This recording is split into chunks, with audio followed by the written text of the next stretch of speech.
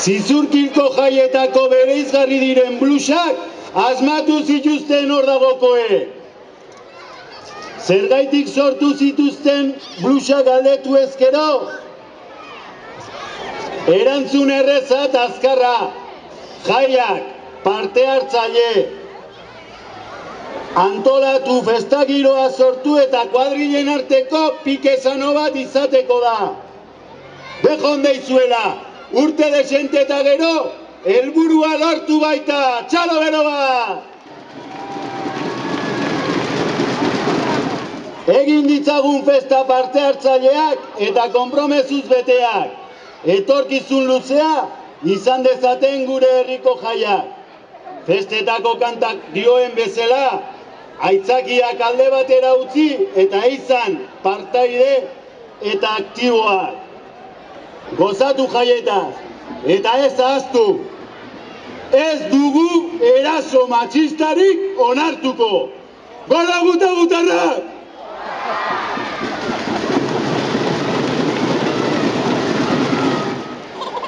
Guk ordagoa bota genuen eta zuek ederki eutsi diozue.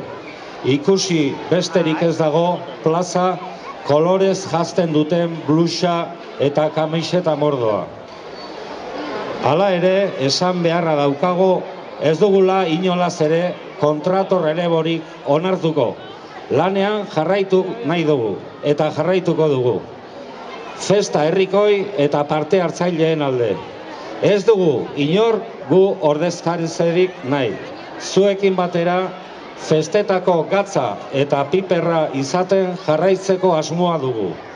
Ez pentsa atzean geratuko garenik. Hor dago, hor egon da. Hor dago eta hor egongo da. Edo hobeto esan da, hemen gaude. Beraz, adi Zizurkil, erne Zizurkildarrak. Aurten, inoiz baino gehiago, omenaldi honi esker pilak kargatu ditugu eta hazi eginda gabiltza. Beste hark esan zuen moduan, puedo prometer y prometo, azken tabernak isteko ardura hartzen dugula eta ihartzako gozarira ere iritsiko garela. Amaitzeko besarkadari goxoena gurekin ez dauden ordagotarrei. Hor egongo balira, hemen gurekin izango bagenitu, alaiagoak izango ginateke. Ziur gaude.